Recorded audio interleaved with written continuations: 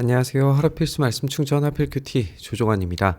오늘 함께 나눌 하나님 말씀은 창세기 11장 10절에서 32절까지 말씀입니다. 오늘 우리는 셈의 족보를 함께 살펴보게 될 겁니다. 셈은 홍수가 끝난 지 2년 뒤에 100살이 되었을 때 아르박삿을 낳았다, 이렇게 이야기는 시작이 됩니다. 우리가 족보를 이야기하는 것 자체가 또 그 인물들 하나하나를 이해하고 내용을 담는다는 것은 사실 불가능에 가깝겠죠. 우리가 모든 인물들을 다 알지 못할 뿐더러 성경이 그 모든 인물들에 대해서 다 설명해 주지 않습니다.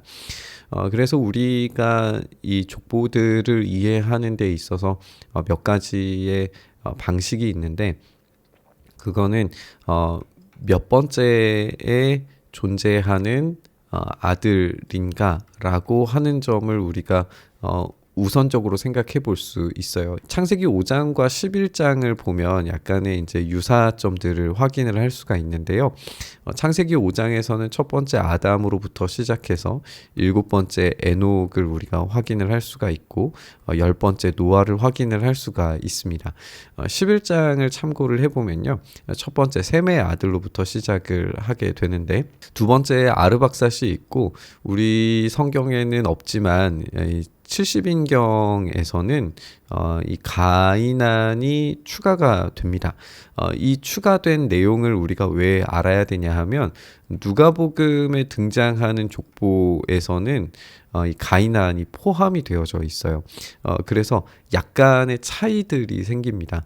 우리가 모든 족보들 내용들을 다 알 수 없기 때문에 이런 걸 굳이 알아야 되나 싶기는 하지만, 어쨌든 여기에서 의도하는 바들이 약간의 지점이 달라지는 걸 확인을 할 수가 있거든요. 그러면 이제 우선은 5장과 11장이 우리가 읽는 성경 그 자체로만 생각했을 때 이 10번째 이 아브라함이 등장한다라고 하는 점을 우리가 확인을 할 수가 있죠. 셈으로부터 시작을 해서 10번째 아브라함이 존재한다 해서 이 아브라함이 굉장히 중요한 인물이 될 거다라고 하는 부분을 우리가 확인을 할 수가 있어요. 만약에 여기에서 가이난이 추가된 버전을 생각을 하면 아브라함이 21번째에 위치하게 되겠죠. 그러면 7으로 이제 나눈다고 생각을 했을 때에 이 21번째 아브라함이 등장을 하게 되기 때문에, 그러면 이제 7로 했을 때에 이 세 번째가 돼요. 그래서 이런 의미들을 담으려고 하는 것들이 보인다라고 하는 게 오늘 우리가 생각해 볼 수 있는 부분입니다. 어쨌든 이 아브라함이라고 하는 사람이 이제 10번째 존재하든지 아니면은 7의 이 관련된 숫자로 등장을 하든지 주목을 받는 위치에 있다라고 하는 점을 우리가 살펴볼 수 있고요. 또 한 가지 이제 생각해 볼 수 있는 것은, 창세기 5장에서는 노아가 셈, 함, 야벳을 낳는 것으로 등장을 하고, 이 함에 의해서 이제 가나안이라고 하는 인물이 족보에 등장하는 것을 보게 되는데, 오늘 이 족보에서도 데라가 세 아들을 낳아요. 그런데 여기에서 이 하란의 아들로 롯이 등장한다는 거예요. 우리가 롯이라고 하는 인물을 생각을 해보면, 롯이 이 저주받은 땅에 기거했던 사람이라고 하는 점을 떠올려 볼 수 있겠죠. 그래서 5장과 11장은 굉장히 유사한 패턴을 가지고 족보가 기록되고 있다라고 하는 점을 살펴볼 수가 있습니다. 데라의 족보는 이러하다. 데라는 아브람과 나홀과 하란을 낳았다. 하란은 롯을 낳았다. 이렇게 우리가 데라의 3명의 아들 그리고 하란의 아들을 한 명 더 소개함으로써 노아의 아들들과 유사하게 살펴볼 수 있다라고 하는 점을 함께 봤어요. 그러나 하란은 그가 태어난 땅 바빌로니아의 우르에서 아버지보다 먼저 죽었다, 이렇게 되어져 있어요.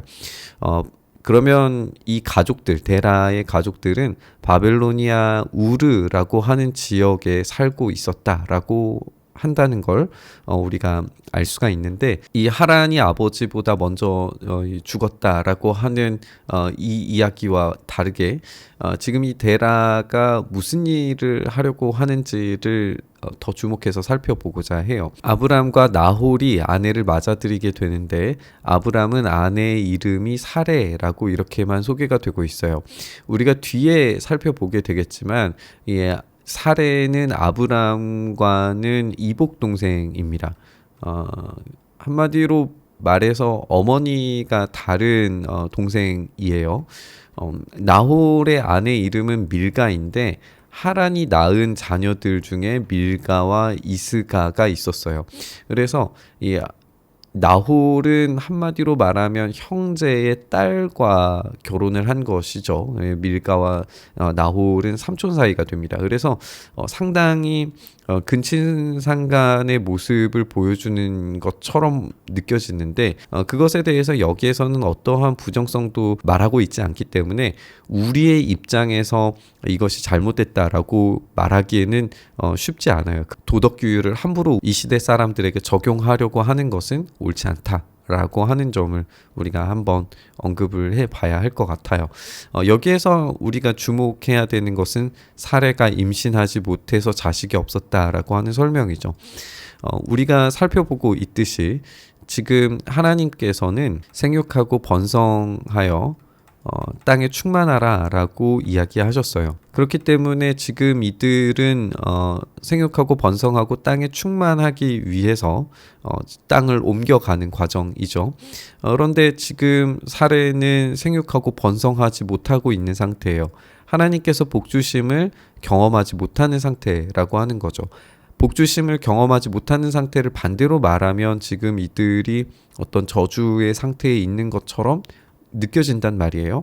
그리고 이들이 이동하는 그런 과정 가운데에서 죽음을 경험하고 있고, 그리고 원래 고향으로부터 지금 떠나고 있는 상황들을 우리가 살펴본다면, 이들이 이 유목민이어서 사실 원래의 자리에만 있는 것이 아니라 이동하는 특징을 가지는 그런 사람들이라면 이동하는 것 자체가 문제는 아니었을 거예요.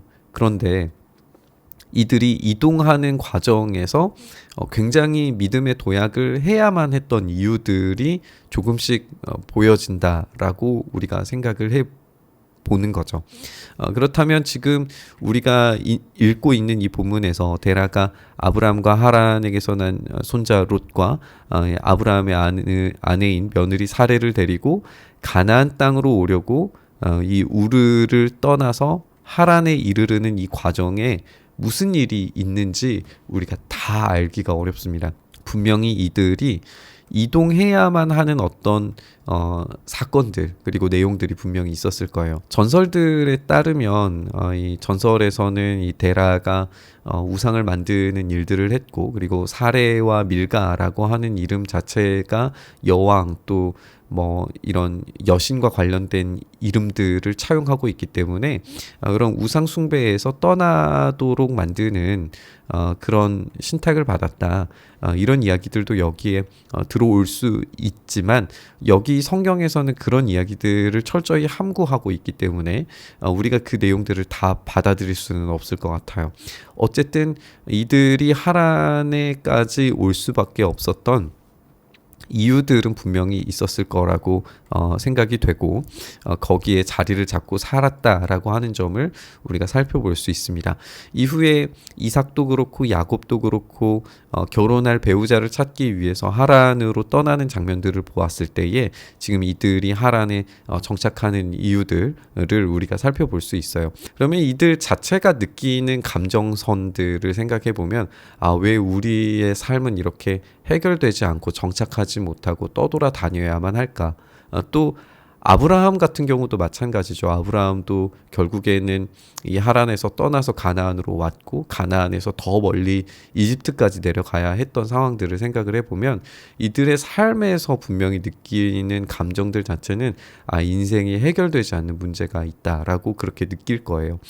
그러나 바로 그 지점에서 하나님께서 아브라함을 선택하시고 약속하시고 그에게 은혜를 베풀어 주시는 장면을 볼 때에 족장으로서 아브라함이 가지고 있는 이 믿음의 조상이라고 하는 이미지들이 어떻게 적용되는지를 우리에게도 함께 적용하면서 살펴봐야 할 것 같습니다. 우리가 함께 살펴본 것처럼 우리의 삶이 해결되지 않는 인생처럼 느껴질 때에 하나님께서 그럼에도 불구하고 그 한 사람을 선택하셔서 믿음의 조상으로 만드시고 약속의 자녀로 만드시는 것처럼 우리의 삶 또한 그렇게 일하시고 역사하신다는 사실을 우리가 잊지 않았으면 좋겠습니다. 하나님께서 우리의 삶을 그렇게 책임져 주시고 우리를 인도하시고 하나님의 역사 가운데 우리의 삶을 놓으실 줄 믿습니다. 우리 가운데 일하실 주님을 우리가 바라보면서 우리의 환경과 상황보다 하나님의 일하심을 기대하면서 주님을 온전히 붙잡으며 나아가는 우리의 삶 되기를 간절히 바라면서 우리 묵상의 자리로 나아가시죠. 주님, 그렇게 우리의 삶을 붙들어 주시고 주님의 은혜 가운데 우리의 삶이 놓여지게 하여 주시옵소서. 풀리지 않는 인생의 숙제들 속에서도 주님 의지하며 한 걸음 한 걸음 나아갈 때 주님께서 주시는 은혜를 깊이 경험하는 우리의 삶 되게 하여 주시옵소서. 그 일행하시기를 간절히 바라며 우리 주님 예수님 이름으로 기도드리옵나이다. 아멘.